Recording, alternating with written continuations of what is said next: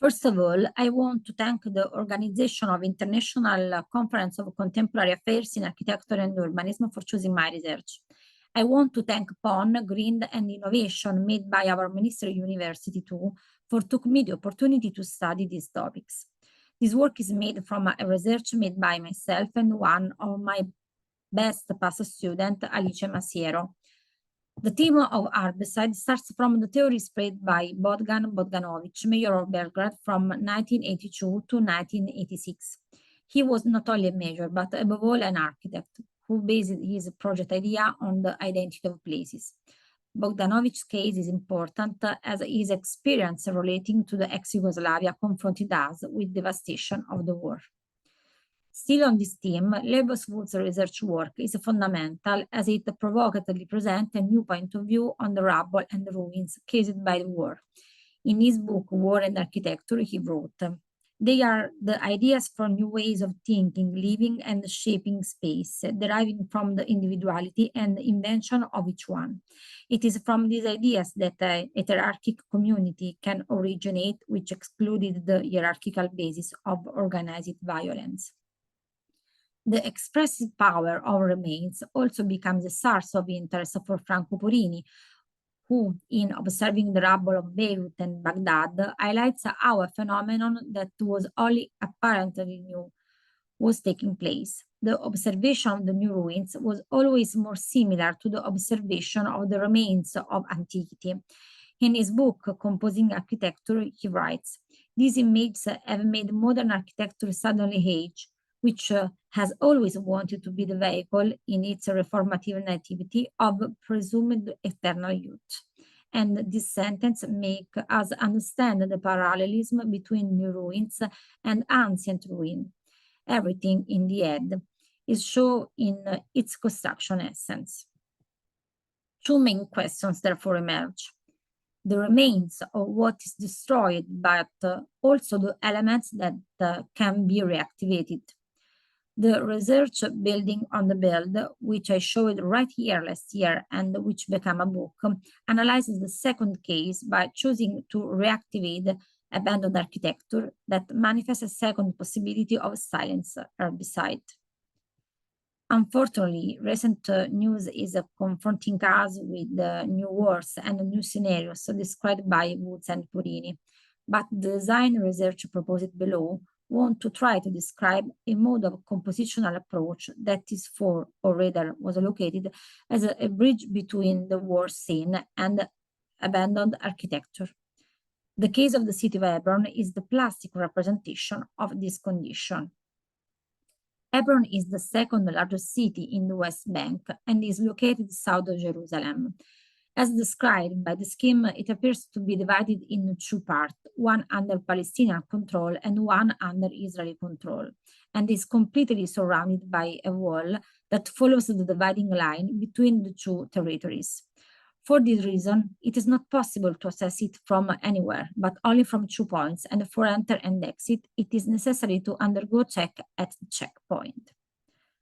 Before continuing, I would like to specify that this research does not go into the merits of political condition, but rather seeks to overcome this element and find solution that respect space. But as we know, the word politics derives from the Greek adjective politikos, in turn derived from polis, city.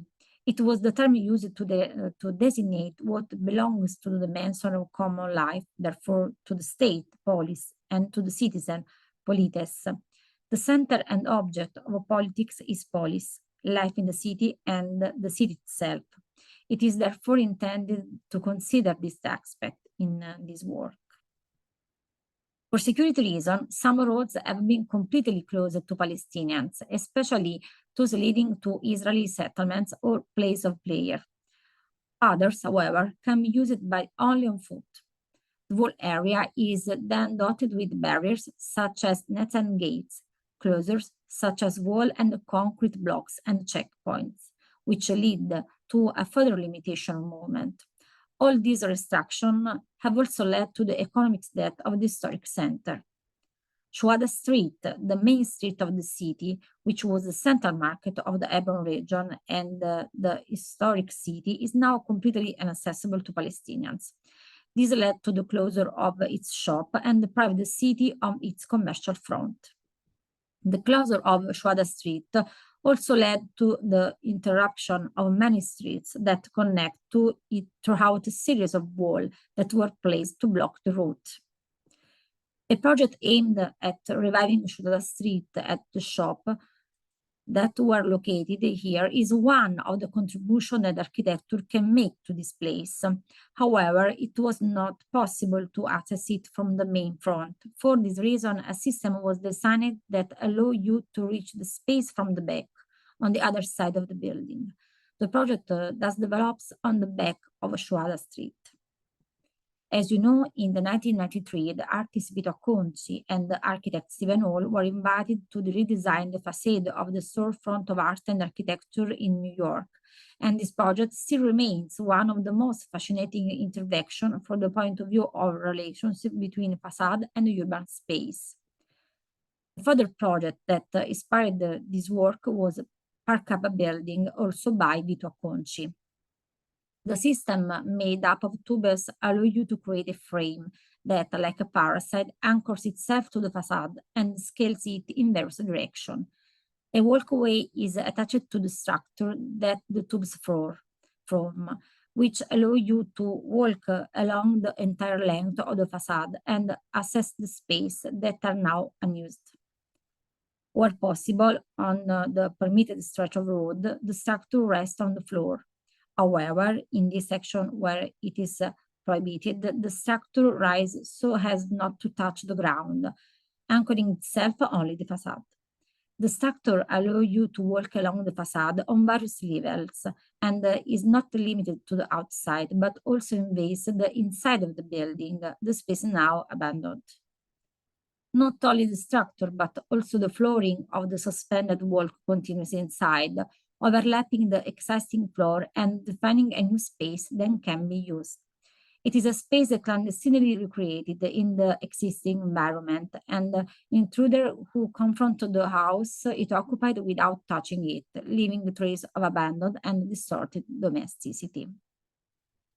This is how an emergency shop was born, self-sufficient and ready to be dismantled.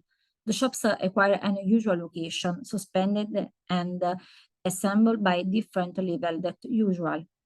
The system allows you to create a new commercial front without breaking the curfew placed on the main front and on the forbidden stretch of road. The entire system represents something more than a simple path. It is a climb, an open space, a meeting and resting place.